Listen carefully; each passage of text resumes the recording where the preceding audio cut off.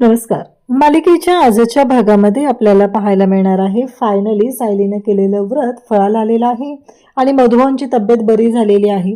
त्यानंतर अर्जुन सायली दोघांनीही एक गोष्ट केली आहे, ती म्हणजे ते दोघंही मधुभाऊंकडे आता आलेले आहेत आणि मधुभाऊंना भेटायला त्यांनी यावेळेस सायलीच्या आईबाबांना म्हणजे खोट्या आईबाबांना मैना आणि सदाशिवला आणलेलं आहे.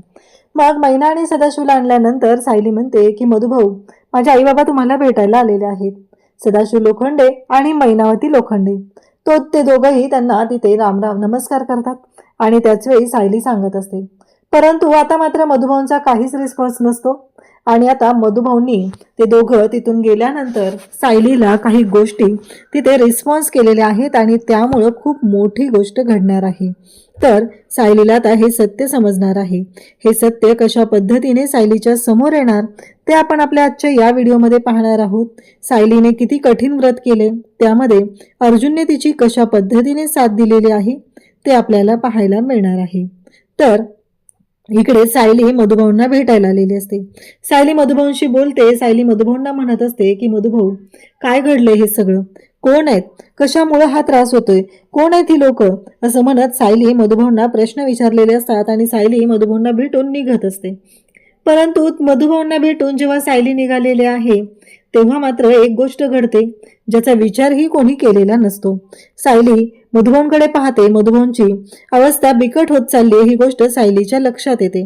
तेव्हा मात्र सायली म्हणू लागते की नाही, काहीतरी असं वेगळंच घडलेलं आहे. आणि त्याचबरोबर इकडे डॉक्टरांना सायली बोलावून घेते आणि म्हणू लागते की मधुभाऊची तब्येत अचानक बिघडत चालली आहे. तेव्हा डॉक्टर तिथे धावत येतात आणि सायलीला म्हणू लागतात की तुम्ही बाहेर थांबा, आम्ही ट्रीटमेंट सुरू करतो. आता सायलीला बाहेर आणलेलं असतं. त्यासोबतच इकडे पाहायला मिळतं की मैना आणि सदा दोघंही आलेले असतात आणि दोघंही हात जोडून उभे असतात. खरंच आम्हाला माफ करा, आमच्याकडून चूक झाली, आम्ही असं वागायला नको होतं, असं म्हणत ते सगळ्यांची माफी मागू लागतात. तेव्हा सदा लोखंडे म्हणत असतो की कसं आहे माहितीये का, आधी मला दारूची सवय होती, मी पूर्ण दारू सोडली होती, पण अचानक जुने मित्र भेटले आणि हे सगळं उफाळून आलेलं आहे, असं तो सांगू लागतो. तेव्हा इकडे मैना म्हणत असते की जराशी हळद मिळेल का हो कल्पनाताई, नाही यांच्या जखमेवर लावायची आहे, असं ती सांगू लागते. तेव्हा मात्र कल्पना म्हणते की हो, आणि कल्पना मात्र हळद आता देऊ लागते. त्यासोबतच इकडे पाहायला मिळतं ते म्हणजे अर्जुनला तोपर्यंत सायलीने फोन केलेला असतो. सायली खूप कासावीस झालेली असते, तिला कळतच नसतं की आता करायचं काय, म्हणून सायलीने फोन केला. सायलीचा फोन आल्यानंतर अर्जुन सायलीला विचारतो, काय झालं, तू निघतेस ना, किती वेळ लागणार आहे. तेव्हा सायली सांगू लागते की अर्जुन सर, मधुभाऊंची तब्येत खूप बिघडली, अनस्टेबल झालेले आहेत ते. तेव्हा डॉक्टर आहेत तिथे, पण मला खूप भीती वाटते. तेव्हा घरातले सगळेजण अर्जुनला विचारू लागतात.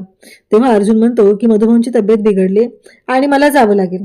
तेव्हा प्रताप म्हणतो की थांब अर्जुन, आपण दोघंही जाऊया, एकतर सायली तिथं घाबरली असेल, आपल्या दोघांनाही जावं लागेल, चल. मग प्रताप आता अर्जुन बरोबर इकडे जायला निघतो. प्रियाला मात्र खूप आनंद झालेला असतो. प्रिया म्हणत असते की बरं झालं, एकदा का ते म्हातारं गचकलं की माझ्या डोक्यावरची टांगती तलवार आहे ती कमी होणार आहे. इकडे सदा लोखंडे आणि त्याचबरोबर मैनावती यांना विमलने हळद आणून दिलेली असते. ते दोघंही माफी मागण्याचं ढोंग चालू असतं त्यांचं. परंतु घरातले सगळे मात्र भयानक असे चिडलेले असतात. सगळे म्हणत असतात की बाद झालं, आतापर्यंत ज्या गोष्टी घडलेल्या आहेत त्या खूपच विचित्र घडलेल्या आहेत, आतापर्यंत आम्ही सगळ्यांनी त्यांना माफ केलेलं आहे असं सगळ्यांच्या डोक्यात असतं. इकडे सायली नर्सला विचारत असते, काय झालं, मधुभाऊंना काय होतंय, मधुभाऊ ठीक तर होतील ना, मधुभाऊंना बरं तर वाटेल ना, हा एकच ध्यास सायलीचा असतो. तेव्हा मात्र आता सायली तिथून निघून जाते, कारण ती नर्स म्हणत असते की उपचार चालू आहेत, आम्ही काही सांगू शकत नाही. आता मात्र सायलीला टेन्शन येतं आणि सायली तिथून निघालेली असते. परंतु इकडे अर्जुन आणि प्रताप दोघंही आता हॉस्पिटलमध्ये पोहोचलेले असतात. तेव्हा सायली काही त्यांना तिथे दिसत नाही. तेव्हा दोघेही विचार करू लागतात की अचानक सायली कुठे गेली, अचानक काय झालं, असं म्हणत दोघेही विचार करू लागतात. सायली गायब झालेली असते, सायली काही त्यांना दिसत नसते आणि इकडे अर्जुन म्हणत असतो की मी इथे शोधून येतो. तेव्हा प्रताप म्हणतो की जा बघ जा, बाहेर आहे का कुठं बघ जा, असंही प्रताप इकडे अर्जुनला सांगतो. तेव्हा अर्जुन शोधत शोधत बाहेर येतो, कारण त्याने एका नर्सला विचारलेलं असतं आणि त्या नर्सने त्यांना सांगितलेलं असतं की त्या इथून बाहेर गेलेल्या आहेत. हे ऐकल्यानंतर अर्जुन बाहेरच्या दिशेला येतो आणि सायलीचा शोध घेऊ लागतो. सायलीला तो शोधत असतो आणि त्याला दिसतं की सायली रस्त्याने चाललेली आहे.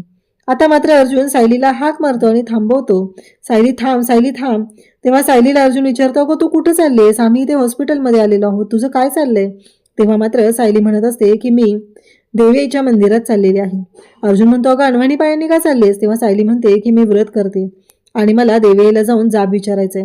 का का माझ्याबरोबर असं केलं जाते? जे माझे वडील आहेत ते इथं हॉस्पिटलमध्ये आहेत आणि ज्या लोकांना मी माझे आई वडील मानत नाहीये, मला वाटतही नाहीयेत ते माझे आई वडील आहेत, ते तिथं घरी आहेत. अशा दुहेरी संकटामध्ये मी सापडलेली आहे. मला जाऊन देवीला जाब विचारायचंय, असं सायली अर्जुनला सांगत असते. इकडे कल्पना, अस्मिता, पूर्णाजी बोलत असतात. ते म्हणत असतात की काय होऊन बसलं हे सगळं? सायलीलाच का सहन करावं लागतं हे सगळं? काय वाटलं असेल सायलीला? मधुभाऊ कसे असतील? आणि ही लोक इथं घरात येऊन बसलेत, यांचं टेन्शन वेगळंच आहे. कारण आज अर्जुनच्या इज्जतीला धक्का लागेल अशी गोष्ट त्यांच्याकडून घडलेली आहे. अर्जुनला एक गोष्ट करावी लागली, ती म्हणजे त्याचे सासरे गुन्हेगार असताना त्यांना पोलीस स्टेशनमधून आणावं लागलेलं आहे. आजपर्यंत अर्जुनने खूप गुन्हेगारांना इथे जेलमध्ये पाठवले आणि ही गोष्ट अर्जुनला करावी लागली, असं त्यांच्या बोलण्यातून येत असतं. तेव्हा मात्र इकडे मैनावती म्हणत असते की टेन्शन म्हणजे आपण का हो? यांना आपण जायची वाट बघतायत का हे? तेव्हा सदाशिव म्हणू लागतो की हो, आपणच जायची वाट बघतायत. तेव्हा तो म्हणतो की दारूने आणि ह्या जेलवारीने खरं तर गोंधळ केला, नाही तर हे असं घडलं नसतं. तेव्हा मैनावती म्हणू लागते की खूपच लवकर तुमच्या लक्षात आलेलं आहे. एवढा वेळ नाही लक्षात आलेला ती दारू ढोसताना. एवढा सगळा ऐशोआराम हा सगळा संपणार आहे, आपण यातून बाहेर पडणार आहोत. तेव्हा मात्र मैनावती बोलत आहे आणि मग मात्र ती म्हणते की हे सगळं तुमच्यामुळेच झालेलं आहे. इकडे अर्जुन निघालेला आहे. तेव्हा प्रताप विचारतो, सगळं ठीक आहे ना? इथे काळजी करू नको, चैतन्य माझ्या मदतीला आलेला आहे आणि चैतन्य मी इथं आहे, तू सायलीला शोध. अर्जुन म्हणतो की हो, सायली आहे, मंदिरात चाललेली आहे, मी तिच्यासोबत आहे, असं अर्जुन स्पष्टपणे सांगतो. आणि अर्जुन प्रतापचा फोन ठेवतो. तेवढ्यातच सायली आई ग करून ओरडते. अर्जुनला कळतं की काहीतरी झालेलं आहे. अनवाणी पायांनी सायली निघालेली असते तर तिच्या पायामध्ये काच लागते. तेव्हा मात्र अर्जुन सायलीला विचारत असतो, सायलीची काळजी करत असतो. अर्जुन सायलीला म्हणत असतो की थांब. सायलीला तो आधार देतो, पण सायली मात्र ऐकायलाच तयार नसते. सायली मात्र अर्जुनला अजिबातच ऐकत नाहीये. तिला फक्त एकच करायचंय, ते म्हणजे इथे प्रश्न विचारायचे ते देवी आईला, का माझ्यावर अन्याय करतेस? म्हणून सायलीची ही धावपळ असते. फायनली अर्जुन आणि सायली मंदिरामध्ये पोचतात. सायलीला पायऱ्या चढायलाही त्रास होत असतो. अर्जुन तिची मदत करतो आणि दोघंही आता मंदिरात निघालेले आहेत. तेव्हा मात्र सायली अर्जुनला हाती लावू देत नसते, कारण तिला स्वतःला करायचंय हे सगळं. तिच्या डोक्यात एकच आहे की आज देवाला मी प्रश्न विचारणार आहे की त्याने माझ्याशी असं का वागलेलं आहे, हे सगळं का घडतंय? कारण या सगळ्यामुळे त्रास मला होतोय, माझ्या मधुभाऊंना होतोय. ह्या सगळ्याचा अर्थ काय आहे, असा जाप सायली देवाला विचारणार आहे आणि त्यासाठी ती मंदिरात आलेली असते. आता तिला देवळात प्रदक्षिणाही घालायच्या असतात. तेव्हा पायऱ्या चढताना तिचे पाय रक्ताने भरलेले असतात आणि त्याचबरोबर तिच्या पायावरचं ते तुळशीपत्र ते सुद्धा स्पष्ट दिसत असतं. पण अर्जुन मात्र टेन्शनमध्ये असतो, त्याच्या काही लक्षात येत नाहीये. अर्जुन शांतच असतो. त्यानंतर इकडे पाहायला मिळतं ते म्हणजे आता देवीच्या मंदिरात पोहोचल्यानंतर सायली देवीला प्रश्न विचारू लागते. सायली म्हणत असते की हे सगळं काय झालेलं आहे आणि त्याचबरोबर इकडे आपल्याला पाहायला मिळतं हे सगळं जेव्हा घडत आहे तेव्हा मात्र सायली देवी आईला प्रश्न विचारत आहे आणि देवी आईला मागणं सुद्धा मागत आहे. सायली प्रदक्षिणा घालत असते. सायली मात्र म्हणत असते की काहीही झालं तरीही आज जी गोष्ट घडलेली आहे, मधुभाऊंना या सगळ्यातून बाहेर काढायचंच आहे. मधुभाऊंना बाहेर काढण्यासाठी जे काय करावं लागेल ते सगळं करायची तयारी सायलीने दाखवलेली असते. त्याचबरोबर इकडे सायली मंदिरात आहे. एक एक गोष्ट ती पाहत आहे, ती करत आहे. त्या पद्धतीने सगळ्या गोष्टी छान अशा करण्याचं ती ठरवत असते. इकडे मधुभाऊंवर डॉक्टर उपचार करत असतात. प्रताप आणि चैतन्य दोघंही तिथं असतात, मधुभाऊंच्या मदतीला तिथं आहेत. आणि त्यासोबतच इकडे जेव्हा या सगळ्या गोष्टी घडत असतात तेव्हा सायलीचं हे कठीण व्रत आहे आणि सायलीचं व्रत मात्र चालूच असतं. सायली देवाला प्रश्न विचारत असते, जाब विचारत असते की हे सगळं काय होतंय, माझ्या मधुभाऊंच्या बाबतीत हे सगळं काय होतंय. हे मात्र जेव्हा सगळं घडत असतं तेव्हा मात्र इकडे आपल्याला पाहायला मिळतं प्रिया म्हणत असते की एकदा का हे सदा लोखंडे आणि हे सगळे घराच्या बाहेर पडले की सगळ्या गोष्टी आपल्या मनाप्रमाणे होणार आहेत आणि त्याचबरोबर इकडे अस्मिता म्हणत असते की हे सगळं काय. तेव्हा प्रिया म्हणते की तुम्ही गप्प कसं बसताय, आज अर्जुनच्या इब्रतीला काळीमा लागणारी गोष्ट घडलेली आहे आणि तरीही तुम्ही सगळेजण शांत कसे राहताय. कारण काहीही झालं तरीही या सगळ्या गोष्टी तुमच्यामुळे झालेल्या आहेत. कारण ह्या माणसांना घराबाहेर काढलं पाहिजे. कारण सायलीचे आई बाबा आहेत म्हणून फक्त तुम्ही त्यांना माफ करत सुटलेले आहात, पण तुमच्या लक्षात येत नाहीये की याच्यामुळं काय परिणाम होणार आहे. असं ती बोलत असते. त्यामुळं तुम्ही त्यांना बाहेर काढा. पूर्णाजी म्हणते की मला काम आहे, मला आतमध्ये जायचं आहे, असं पूर्णाजी सांगत असते. तेव्हा मात्र इकडे सायलीचा पाय घसरलेला असतो. तेव्हा अर्जुन तिला सावरत असतो आणि सायली मात्र प्रदक्षिणा मारतच असते. त्यासोबतच इकडे पाहायला मिळतं ते म्हणजे डॉक्टर आता ट्रीटमेंट करत असतात आणि बऱ्यापैकी गोष्टी आता हातात आलेल्या असतात, बऱ्यापैकी गोष्टी हँडल होऊ लागलेल्या असतात. त्यासोबतच इकडे पाहायला मिळतं की सायली आता खंबीरपणे उभी राहिलेली असते. काहीही करून सायलीला या सगळ्यातून मधुभाऊंना बाहेर आणायचंच असतं. सायली मात्र म्हणत असते की काही झालं तरी चालेल, पण मधुभाऊंना मी काहीच होऊ देणार नाही. अर्जुन तिला मदत करत असतो, पण सायली त्याचा आधारही घेत नसते. ती मात्र एकटीच चालत असते, एकटीच सगळं करत असते. कारण आज तिला देवाला दाखवून द्यायचं आहे की तिचं मधुभाऊंवरती असलेलं प्रेम इतकं मधुभाऊंनी केलेलं आहे, एवढे ते पवित्र आहेत, एवढं पुण्याचं काम त्यांनी केलेलं आहे, तरीही आज मधुभाऊंना इथे दुसऱ्यांदा पुन्हा हॉस्पिटलमध्ये यावं लागलेलं आहे. त्यांच्यावरती हा जीवघेणा हल्ला झालेला आहे. आधीही त्यांना जेलमध्ये राहावं लागलं, त्यामध्ये त्यांची काहीही चूक नव्हती. आता आरती सुरू झालेली असते. सायलीच्या हातात आरतीचं ताट असतं. सायली घामाघूम झालेली असते. एवढ्या वेळ तिने देवाला प्रदक्षिणा मारलेल्या असतात आणि आता मात्र आरतीचं ताट हातात आहे. अर्जुन सुद्धा तिथं सायलीच्या सोबत आहे. सगळे लोक जमलेले आहेत आणि सायली मात्र मनोभावे देवाची आरती करत आहे. कारण तिला मधुभाऊंना बरं करायचं आहे. आणि तेवढ्यातच अर्जुनचा फोन वाजतो. अर्जुनचा फोन वाजल्यानंतर सायली आता अर्जुनकडे पाहते. अर्जुन फोन घेण्यासाठी जातो. डॉक्टर इथे असतात.